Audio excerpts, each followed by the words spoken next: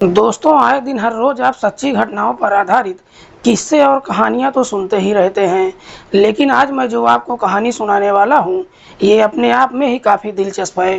क्योंकि आज की कहानी में एक लड़की अपने शौक को पूरा करने के लिए एक ऐसा खेल खेलती है जिसकी वजह से एक लड़का हमेशा के लिए इस दुनिया को छोड़कर ही नहीं चला जाता है, बल्कि उसके बाद कई लोग भी जेल की सलाखों के पीछे भी पहुंच जाते हैं। वाकई में दोस्तों, आज की जो कहानी है ये आपको भी सोचने और समझने पर मजबूर कर देने वाली है। नमस्कार, प्रणाम। मैं आपका भाई, आपका दोस्त अभय, और आप देख रहे हैं द कीप क्राइम। दोस्तों, आज की जो सच्ची कहानी मैं आपको सुनाने जा रहा हूँ, ये सच्ची कहानी है भारत की राजधानी दिल्ली शहर की। उत्तरी पूर्वी दिल्ली का एक इलाका पड़ता है गोकुलपुरी, और इसी गोकुलपुरी की एक कॉलोनी पड़ती है भागीरथी। बात कर रहा हूँ मैं 28 दिसंबर 2023 की रात के करीब 8 बजे के आसपास। दरअसल इसी भागीरथी बिहार की गली नंबर 11 के अंदर एक लड़के को 3 लोग मिलकर बुरी तरीके से पीट रहे थे। दरअसल उसकी बुरी तरीके से पिटाई ही नहीं कर रहे थे, बल्कि एक तेज धारदार हथियार से उसके ऊपर हमला भी कर रहे थे। वो लड़का जब अपने दर्द को बर्दाश्त नहीं कर पाता है, जोर जोर से चीखने चिल्लाने लगता है। उसकी चीख पुकार सुनकर आस पड़ोस के लोग भी अपने घरों से बाहर निकलते हैं, और जब उस लड़के को पीटते हुए देखते हैं, उसे बचाने की कोशिश करते हैं। लेकिन तभी उनमें से एक लड़का हथियार को दिखाते हुए धमकी देता है कि अगर कोई भी आगे बढ़ने की कोशिश किया तो जान से मार देंगे, जिसकी वजह से पड़ोसी भी डर जाते हैं। और आखिरकार वो तीनों लड़के उस लड़के के ऊपर इतनी बार वार करते हैं जिसकी वजह से वो लड़का काफ़ी गंभीर अवस्था में वहीं पर गिर जाता है। उसके बाद तीनों लड़के हथियार को हवा में लहराते हुए काफ़ी आराम से मौके से फरार हो जाते हैं। जैसे ही तीनों मौके से फरार हो जाते हैं, लोग जब इस तरह का नज़ारा देखते हैं, तुरंत ही इस बात की जानकारी पुलिस को देते हैं। इधर पुलिस को जैसे ही सूचना मिलती है, पुलिस अपनी टीम के साथ घटनास्थल पर पहुंचती है। लेकिन पुलिस जब तक घटनास्थल पर पहुंचती है, तब तक उस लड़के की मौत हो जाती है। लेकिन इससे पहले कि पुलिस डेड बॉडी को चेक करती, पुलिस को फ़ोन की घंटी सुनाई देती है। दरअसल फ़ोन की घंटी कहीं और से नहीं, बल्कि उसी लड़के के जेब से आ रही थी। पुलिस उस लड़के के जेब से मोबाइल निकालती है, फ़ोन रिसीव करती है। फ़ोन करने वाला व्यक्ति कहता है कि इतनी रात हो गई है, अभी तक तू कहाँ रह गया है। फ़ोन करने वाला व्यक्ति जैसे ही इस तरह की बातें कहता है, पुलिस उस पर एक कई सारे सवाल करती है। पुलिस उससे कहती है कि तुम कौन हो, कहाँ से बोल रहे हो, किसको फ़ोन किया है। इस पर फ़ोन करने वाला व्यक्ति कहता है कि मेरा नाम उस्मान है और मैं गाजियाबाद विजय विहार कॉलोनी का रहने वाला हूँ। दरअसल मैंने अपने छोटे भाई माहिर को फ़ोन किया है।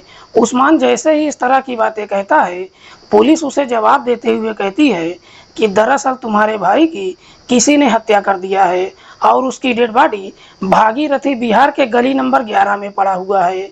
जितनी जल्दी हो सके यहाँ पर आ जाओ। पुलिस जैसे ही इस तरह की बातें कहती है, उस्मान आनन फानन में अपनी बाइक लेकर घर से निकल जाता है। तब तक इधर पुलिस उस डेड बॉडी को चेक करती है तो मालूम चलता है कि माहिर के शरीर पर किसी तेज धारदार हथियार को कई बार चला दिया गया है। दरअसल वो हथियार भी माहिर के गले में ही फंसा हुआ था।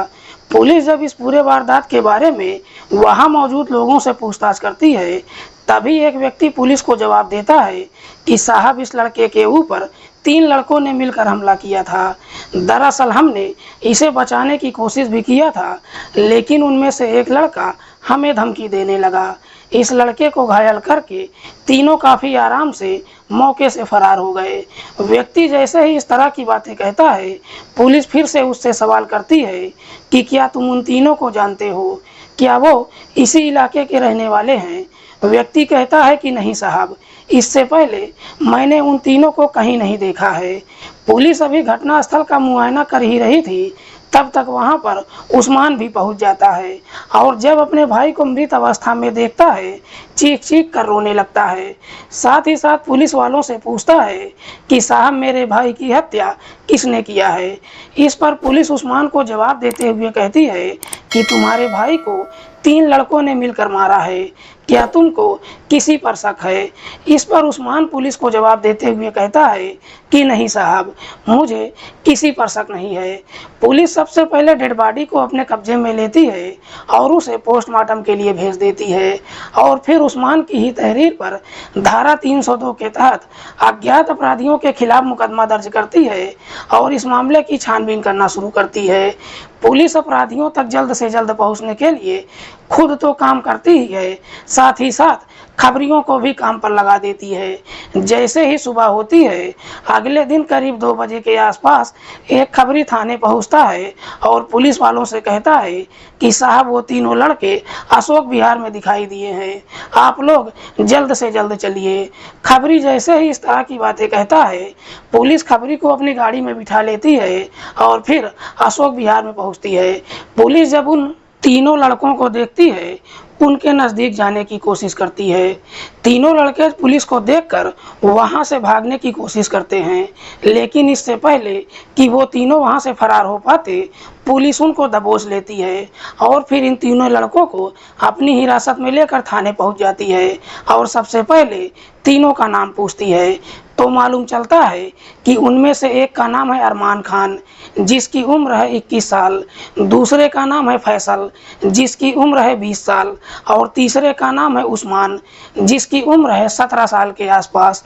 तीनों जैसे ही अपना नाम बता देते हैं, पुलिस इन तीनों से एक ही सवाल करती है कि तुम लोगों ने माहिर की हत्या क्यों किया है। पुलिस जैसे ही इस तरह का सवाल करती है, अरमान पुलिस को जवाब देते हुए कहता है कि साहब हम किसी माहिर को नहीं जानते हैं। अरमान जैसे ही इस तरह का जवाब देती है, पुलिस को पूरा भरोसा हो जाता है कि ये लोग इतनी आसानी से सच उगलने वाले नहीं हैं। इसीलिए पुलिस इन तीनों को रूम के अंदर लेकर जाती है और फिर इन तीनों की बुरी तरीके से पिटाई करना शुरू करती है। पुलिस जैसे ही अपनी शक्ति दिखाना शुरू करती है, आखिरकार तीनों मजबूर होकर अपनी सच्चाई कबूल कर लेते हैं और पुलिस वालों से कहते हैं कि हाँ साहब, हम तीनों ने ही मिलकर माहिर की हत्या किया है। लेकिन अरमान जब इस हत्या की पूरी कहानी बताता है, तो वाकई में इसे सुनने के बाद खुद पुलिस वाले भी एकदम से हैरान रह जाते हैं। अरमान, जिसकी उम्र है लगभग 20 साल के आसपास, जो 12वीं की पढ़ाई कर रहा है, लेकिन अरमान जैसे ही जवानी की दहलीज पर कदम रखता है, उसके दिल में लड़कियों को लेकर कई तरह का प्यार जागने लगता है। अरमान जो दिखने में बेहद हैंडसम है, अरमान लड़कियों से दोस्ती करने के लिए एकदम से उतावला हो जाता है। एक दिन जब अपना फेसबुक खोलता है, तो देखता है कि उसके फेसबुक पर एक लड़की की फ्रेंड रिक्वेस्ट आई है, जिसका नाम है जैनब। फ्रेंड रिक्वेस्ट एक्सेप्ट करने से पहले अरमान जैनब की प्रोफाइल खोलकर देखता है। जब जैनब की फ़ोटो देखता है, देखकर पहली नज़र में ही उसको पसंद कर लेता है, क्योंकि उस फोटो में जैनब वाकई में बेहद ही खूबसूरत दिखाई दे रही थी। उसके बाद जैसे ही उसकी फ्रेंड रिक्वेस्ट एक्सेप्ट करता है, फेसबुक चैट के थ्रू उसे मैसेज करता है। लेकिन अरमान जैसे ही मैसेज करता है, उधर से जैनब भी रिप्लाई देती है। उसके बाद जैनब और अरमान के बीच में फेसबुक चैट के जरिए एक दूसरे से बातचीत होने लगती है। जैसे ही थोड़ी सी बातचीत होती है, उसके बाद अरमान और जैनब अपना अपना मोबाइल नंबर एक दूसरे के साथ शेयर कर लेते हैं। जब दोनों को एक दूसरे का मोबाइल नंबर मिल जाता है, उसके बाद दोनों फ़ोन के जरिए बातचीत करना शुरू कर देते हैं। जैसे ही उन दोनों के बीच जब बातचीत होनी शुरू हो जाती है, एक दिन अरमान जैनब से पूछता है कि तुम रहने वाली कहाँ की हो। इस पर जैनब अरमान को जवाब देते हुए कहती है कि दरअसल मैं मयूर विहार की रहने वाली हूँ। जैसे ही अपना एड्रेस बता देती है, अरमान उससे कहता है कि मैं तुमसे मिलना चाहता हूँ। अरमान जैसे ही जैनब से मिलने के लिए कहता है, जैनब भी उससे मिलने के लिए तैयार हो जाती है। कहती है कि अगर तुमको मिलना है तो कल पालिका बाजार के गेट नंबर 1 पर करीब 2 बजे के आसपास पहुंच जाना। जैसे ही मिलने के लिए तैयार हो जाती है, अरमान खुशी के मारे झूम उठता है। अगले दिन सुबह सुबह तैयार होकर 2 बजे के पहले ही पालिका बाजार पर पहुंच जाता है। करीब 2 बजे के आसपास ज़ैनब भी वहां पर पहुंच जाती है। इधर अरमान जब पहली बार सामने से ज़ैनब को देखता है तो उसकी खूबसूरती देखकर उसका एकदम से दीवाना हो जाता है। दरअसल ज़ैनब जिस तरीके से फ़ोटो में खूबसूरत दिख रही थी, रियल में भी उतनी ही खूबसूरत थी। उसके बाद दोनों पार्क में जाकर काफ़ी देर तक एक दूसरे से बातचीत करते हैं। पहली ही मुलाकात में अरमान ज़ैनब से कहता है कि मैं तुमसे बेपनाह मोहब्बत ही नहीं करता हूँ, बल्कि मैं तुमसे शादी भी करना चाहता हूँ। लेकिन अरमान जब शादी की बात कहता है, ज़ैनब उसे समझाते हुए कहती है कि पहले पढ़ लिख कर कोई नौकरी हासिल कर लो, उसके बाद हम दोनों शादी कर लेंगे। काफ़ी देर तक दोनों एक दूसरे से बातचीत करने के बाद वापस दोनों अपने घर पर चले जाते हैं। अक्सर फ़ोन के जरिए एक दूसरे से बातचीत करने लगते हैं।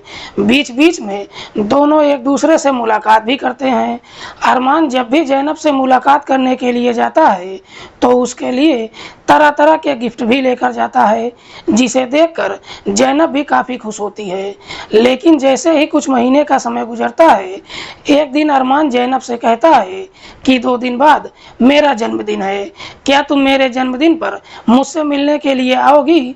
मिलने के लिए जब बुलाता है, ज़ैनब उसे जवाब देते हुए कहती है कि मैं तुमसे मिलने के लिए ही नहीं आऊँगी, बल्कि मैं तुम्हारे लिए एक खूबसूरत सा गिफ्ट भी लेकर आऊँगी। ज़ैनब गिफ्ट देने के लिए तैयार तो हो जाती है, लेकिन उसे समझ में नहीं आता है कि अरमान को क्या गिफ्ट देगी। तभी ज़ैनब को माहिर की याद आ जाती है। दरअसल ज़ैनब का माहिर के साथ भी पिछले कई महीनों से प्रेम प्रसंग चल रहा था। माहिर और ज़ैनब का भी फेसबुक के जरिए ही संपर्क हुआ था। लेकिन ज़ैनब ने जब माहिर से संपर्क किया था तो अपना फेसबुक आईडी उर्वशी के नाम से बनाया था। दरअसल ज़ैनब का असली नाम उर्वशी ही है। फेसबुक के जरिए ही उर्वशी और माहिर की जब मुलाकात होती है, दोनों के बीच में पहले दोस्ती होती है और फिर प्रेम प्रसंग शुरू हो जाता है। उसके बाद उर्वशी ज़ैनब के नाम से फेसबुक आईडी बनाती है और फिर अरमान से भी दोस्ती कर लेती है। जैसे ही उसे माहिर की याद आती है, माहिर के नंबर पर फ़ोन करती है और उससे कहती है कि मुझे तुमसे बहुत ज़रूरी बात करनी है, जितना जल्दी हो सके मुझसे आकर मिलो। मिलने की बात जब कहती है, माहिर भी उससे मिलने के लिए उतावला हो जाता है। ज़ैनब उसे इंडिया गेट पर बुलाती है।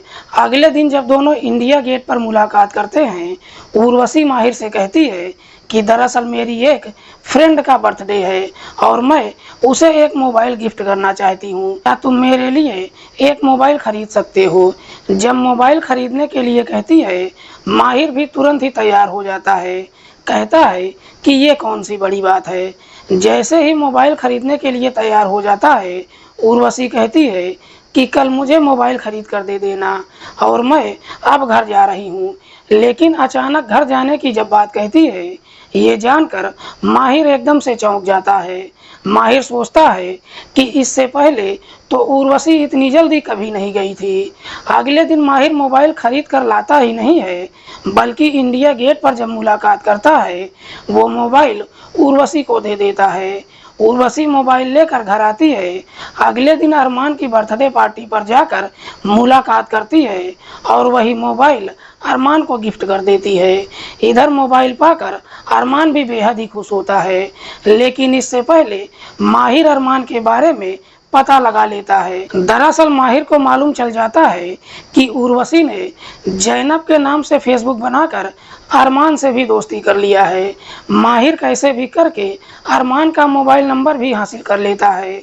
इधर अरमान को जब मोबाइल मिल जाता है, अगले दिन जाकर अपने 2 दोस्तों से मुलाकात करता है, जिनमें से एक का नाम है उस्मान और दूसरे का नाम है फैसल। अरमान दोनों को मोबाइल दिखाते हुए कहता है कि मेरी प्रेमिका ने मेरे बर्थडे पर यह गिफ्ट दिया है। लेकिन इधर अरमान उस मोबाइल को अपने दोस्तों को दिखाकर अभी बातचीत कर ही रहा था, तभी उसी वक्त माहिर अरमान के नंबर पर फ़ोन करता है। जब फ़ोन करता है, अरमान उस नंबर को पहचान नहीं पाता है। जब फ़ोन उठाता है, माहिर उसको पहले ही जवाब देता है कि तुम अरमान बोल रहे हो ना? जो मोबाइल तुमको उर्वशी ने गिफ्ट किया है वो मुझे वापस कर दो। जैसे ही इस तरह की बातें कहता है, अरमान कहता है कि शायद तुमको कुछ गलतफहमी हुई है, मैं किसी उर्वशी को नहीं जानता हूँ। इस पर माहिर अरमान को जवाब देते हुए कहता है कि तुम जैनब को तो जानते हो ना, दरअसल जैनब का असली नाम उर्वशी ही है और वो मेरी प्रेमिका है। वो मोबाइल मैंने ही उर्वशी को दिया है और उसने तुमको गिफ्ट कर दिया है। मुझे ये भी मालूम चला है कि तुम दोनों के बीच प्रेम प्रसंग चल रहा है। मैं चाहता हूँ कि तुम वो मोबाइल मुझे वापस ही नहीं करो, बल्कि तुम जैनब को भी छोड़ दो। छोड़ने की जब बात कहता है, इस पर अरमान गुस्से में आ जाता है। कहता है कि अगर मैं उसे ना छोड़ूं और वो मोबाइल ना वापस करूं तो तुम मेरा क्या कर लोगे। जैसे ही इस तरह की बातें कहता है, माहिर एकदम से गुस्से में आ जाता है। कहता है कि अगर तुम मेरी बात नहीं मानोगे तो तुम अंदाज़ा भी नहीं लगा सकते हो कि मैं तुम्हारे साथ क्या कर सकता हूँ। जैसे ही धमकी देता है, अरमान भी गुस्से में आ जाता है। कहता है कि तुम रहने वाले कहाँ के हो, अगर वाकई में तुम मेरा कुछ बिगाड़ सकते हो तो करके दिखाओ। जैसे ही इस तरह की बातें कहता है, माहिर उसे जवाब देते हुए कहता है कि अभी के अभी ब्रिजपुरी पुलिया के पास आकर मिलो। अरमान जब माहिर से बातचीत कर रहा था, उसके दोनों दोस्त भी सारी बातें सुन रहे थे। जैसे ही इस तरह की धमकी अरमान को देता है, उसके दोनों दोस्त अरमान से कहते हैं कि अभी के अभी चलकर माहिर से मुलाकात करो। करीब 2 बजे के आसपास अरमान अपने दोनों दोस्तों को लेकर ब्रिजपुरी पुलिया के पास पहुंच जाता है। माहिर जब वहां पर पहुंचता है तो अपने साथ अपने एक दोस्त दिलशाद को भी लेकर जाता है। दोनों जब मुलाकात करते हैं, माहिर सबसे पहले अरमान से कहता है कि मुझे मोबाइल वापस कर दो और साथ ही साथ जैनब को भी भूल जाओ। मोबाइल वापस करने की जब बात कहता है, इसी बात को लेकर अरमान और माहिर एक दूसरे से लड़ाई करने लगते हैं। लड़ते हुए जब माहिर का दोस्त दिलशाद देखता है, दोनों को समझाते हुए कहता है कि तुम दोनों एक लड़की के लिए मत लड़ो, बल्कि आराम से बैठकर बातचीत कर लो। जब बैठकर बातचीत करते हैं, अरमान माहिर से कहता है कि वो मोबाइल मुझे जैनब ने दिया है और मैं उसे ही वापस करूंगा। जैनब को मोबाइल वापस करने की जब बात कहता है, माहिर कहता है कि ठीक है, तुम उसे मोबाइल वापस कर देना, मैं उससे वापस ले लूँगा। उसके बाद सब के सब वापस अपने घर चले जाते हैं। इधर अरमान माहिर से वादा तो कर लेता है, लेकिन वादे के मुताबिक ना तो मोबाइल वापस करता है और ना ही जैनब से बातचीत करना बंद करता है, जिसकी वजह से मोबाइल के जरिए ही माहिर और अरमान के बीच में झगड़े तकरार शुरू हो जाता है। बार बार माहिर जब अरमान के ऊपर दबाव डालना शुरू करता है कि तुम जैनब को छोड़ दो, इस वजह से अरमान इस प्रकार से गुस्से में आ जाता है कि अब वो माहिर को हमेशा के लिए इस दुनिया से ही हटाने का तय कर देता है और फिर इस बारे में अपने दोनों दोस्तों से जाकर बातचीत करता है। उसके दोनों दोस्त भी उसका साथ देने के लिए तैयार हो जाते हैं। उसके बाद तीनों मिलकर माहिर को इस दुनिया से हटाने के लिए माहिर को इस दुनिया से हटाने के लिए एक षड्यंत्र बनाते हैं और इसी षड्यंत्र के तहत 28 दिसंबर 2023 की रात के 8 बजे के आसपास मोबाइल देने के बहाने माहिर को भागीरथी विहार बुलाते हैं। मिलने के लिए जब बुलाते हैं, इधर माहिर भी अपने घर परिवार वालों से कुछ नहीं बताता है और 8 बजे के आसपास उनके बुलाए हुए जगह पर पहुंच जाता है। जैसे ही भागीरथी विहार के गली नंबर 11 में पहुंचता है, इससे पहले कि माहिर कुछ समझ पाता, तीनों मिलकर उसकी बुरी तरीके से पिटाई करना शुरू कर देते हैं। हालांकि माहिर जब अपने आप को बचाने की कोशिश करता है, तीनों अपने पास से एक तेज धारदार हथियार निकालते हैं और उसी हथियार से माहिर के ऊपर एक पर एक कई सारे वार कर देते हैं। इधर माहिर जब अपने दर्द को बर्दाश्त नहीं कर पाता है, वो जोर जोर से चीखने चिल्लाने लगता है। पड़ोस के लोग जब अपने घरों से बाहर निकलते हैं, माहिर को जब बचाने की कोशिश करते हैं, अरमान उस हथियार को दिखाकर धमकी देते हुए कहता है कि अगर कोई भी आगे बढ़ने की कोशिश किया, जान से मार देंगे। उसके बाद माहिर के ऊपर एक पर एक कई सारे वार कर देते हैं। माहिर जब गंभीर अवस्था में वहीं पर गिर जाता है, तीनों काफ़ी आराम से मौके से फरार हो जाते हैं। फरार होने के बाद तीनों जैसे तैसे रात गुजारते हैं। अगली सुबह अशोक विहार में अपने एक जानने वाले के पास जाते हैं, लेकिन बदहवास हालत में जब अपने जानने वाले के घर पर पहुंचते हैं, जानने वाला तीनों को अपने पास रखने से मना कर देता है। उसके बाद तीनों दिल्ली छोड़कर भागने की कोशिश करते हैं, लेकिन इससे पहले कि तीनों दिल्ली छोड़कर भाग पाते, पुलिस अशोक विहार से तीनों को गिरफ्तार कर लेती है। वाकई में अरमान जब ये पूरी कहानी पुलिस को बताता है, तो पुलिस को लगता है कि शायद तीनों के षड्यंत्र में जैनब भी शामिल रही होगी। पुलिस जब जैनब से इस पूरे वारदात के बारे में पूछताछ करती है, तो जैनब भी ये सुनकर एकदम से चौंक जाती है। जैनब को भी ये जानकर काफ़ी बुरा लगता है कि अरमान ने माहिर को हमेशा के लिए इस दुनिया से ही हटा दिया है। काश अगर जैनब ने फर्जी नाम से 2 आईडी बनाकर दोनों से दोस्ती ना किया होता, तो शायद माहिर आज जिंदा होता। फिलहाल पुलिस ने इन तीनों आरोपियों को अपनी हिरासत में लेकर इन तीनों के ऊपर गंभीर धाराओं में मुकदमा दर्ज करके तीनों को जेल भेज दिया है। दोस्तों, आज की कहानी सुनाने का उद्देश्य किसी को परेशान करना नहीं है, किसी की भावनाओं को आहत करना नहीं है। हमारा उद्देश्य समाज में हो रहे अपराध के प्रति आपको जागरूक करना है। मिलते हैं किसी और सच्ची कहानी के साथ, तब तक के लिए नमस्कार। जय हिंद।